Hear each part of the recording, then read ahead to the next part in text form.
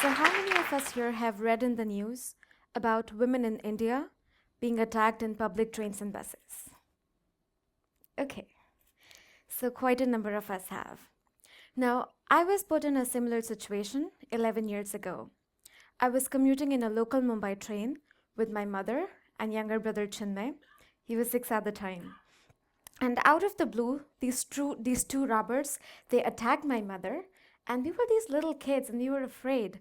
But it was our mother, so we jumped in and we fought with them, and thankfully we were able to chase them away.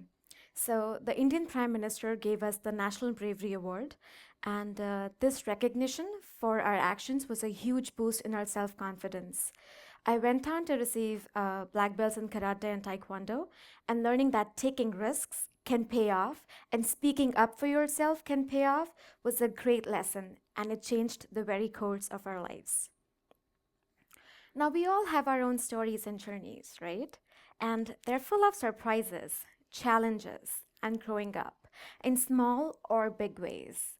So, today I'm going to share with you two more stories from my life. One of them is a major leap, and the second one, it's a smaller anecdote from my life, but it had a major impact on me. I was 17 and I wanted to study in the US and explore the world. And my parents are opposed.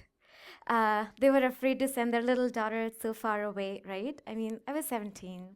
But I just knew that I needed to leave home and see what the other end of the world is like. So I stayed persistent, and eventually my parents were supportive, and my dreams came true. And coming to the US has opened doors to so many opportunities for me. In the last 3 years alone, I've been to all the 7 continents. I've met wonderful people and done incredible things I could have never imagined to do.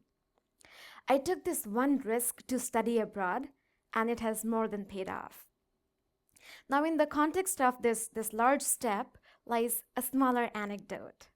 I was in Guatemala 2 years ago with friends. I was sitting in a restaurant, and my friends had been teaching me Spanish phrases here and there.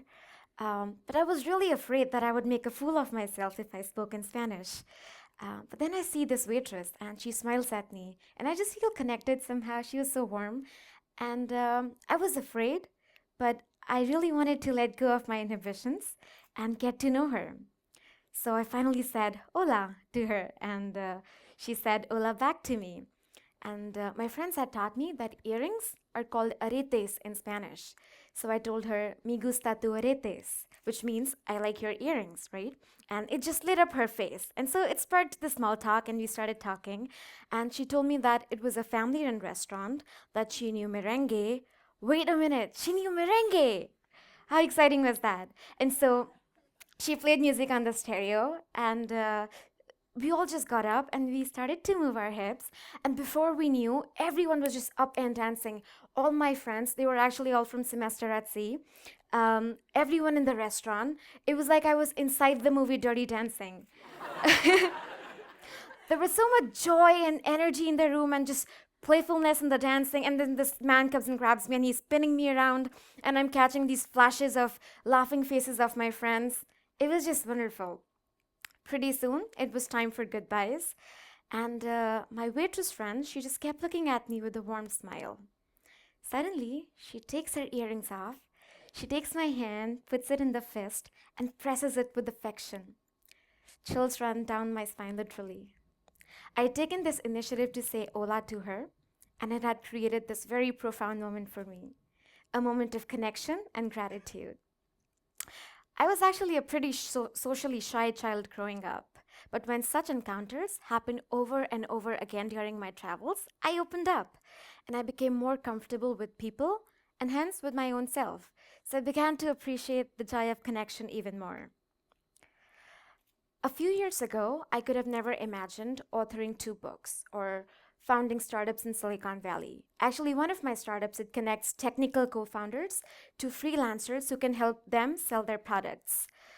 And I do recognize that I missed out a lot when I wasn't a risk taker.